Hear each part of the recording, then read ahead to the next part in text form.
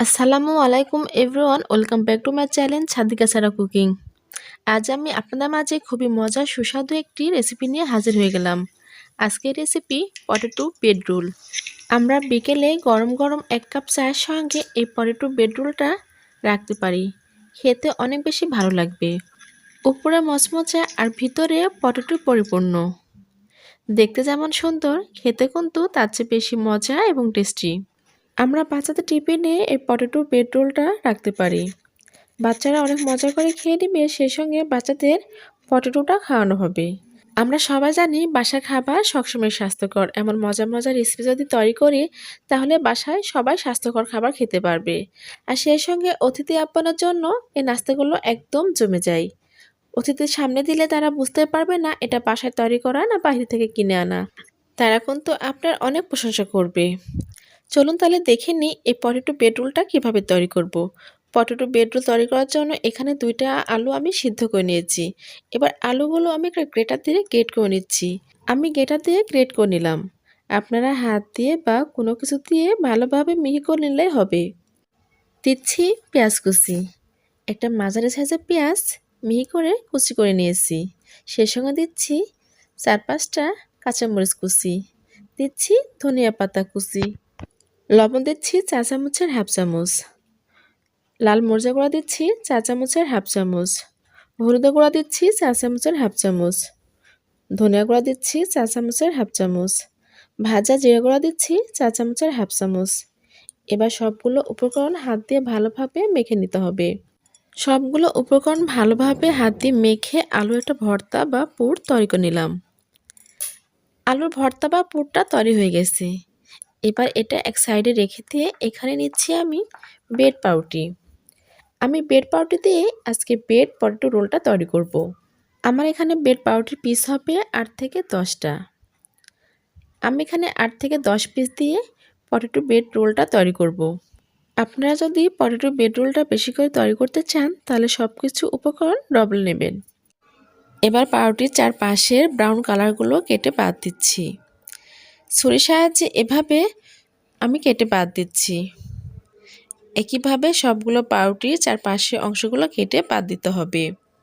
2টা পাউরুটি একসঙ্গে আমি একই সাইজ করে কেটে নিয়েছি। আর এখানে যে সাইডের অংশগুলো রেখে দিয়েছি সেটা ফেলে দেব না। এটা দিয়ে বেডগাম তৈরি করে নিব।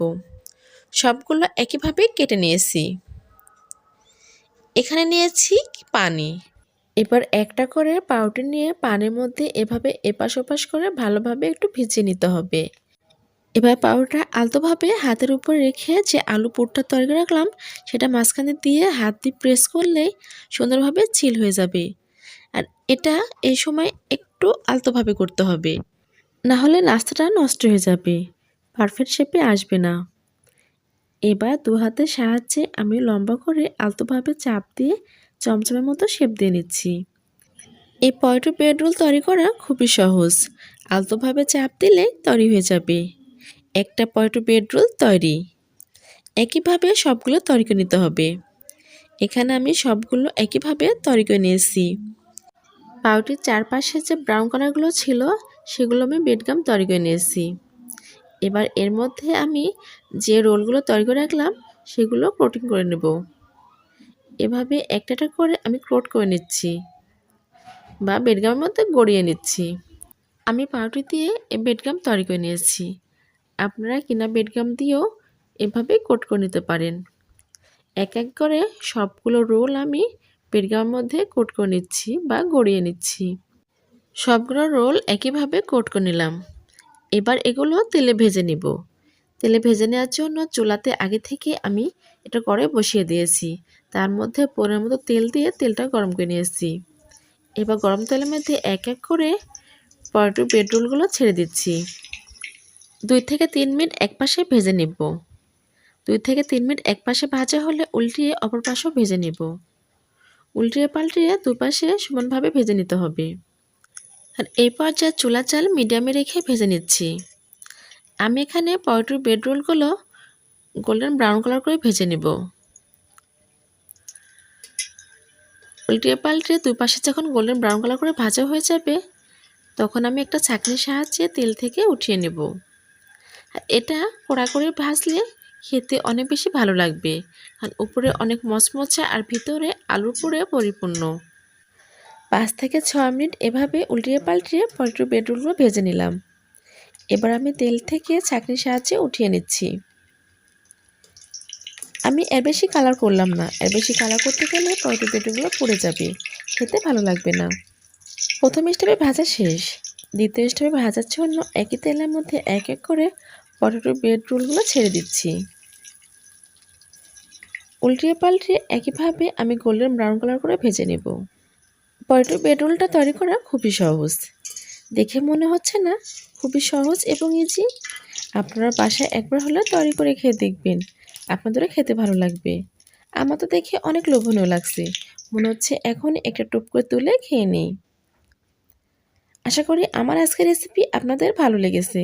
ভালো লাগলে লাইক, কমেন্ট, শেয়ার এবং সাবস্ক্রাইব করবেন। সাবস্ক্রাইব করে আমার চ্যানেলের সঙ্গে থাকবেন। আমি যেন আপনাদের মাঝে এমন মজার মজার সহজ সহজ রেসিপি নিয়ে হাজির হতে পারি। আপনারা বাসায় একবার হলো এই রেসিপিটা তৈরি করে খেয়ে দেখবেন। আর খেতে কেমন লাগলো আমাকে অবশ্যই কমেন্ট বক্সে কমেন্ট করে জানাতে ভুলবেন না। চলুন তাহলে দেখিয়ে দিই কতটা মচমচা আর ভিতরে পুরো পরিপূর্ণ। ভিতরে আলু পুরে পরিপূর্ণ, অনেক লোভনীয় আর অনেক বেশি টেস্টি। সবাই ভালো থাকবেন, সুস্থ থাকবেন। সবাই সুস্বাস্থ্য কামনা করে আজকের মতো বিদায় নিচ্ছি। আল্লাহ হাফেজ।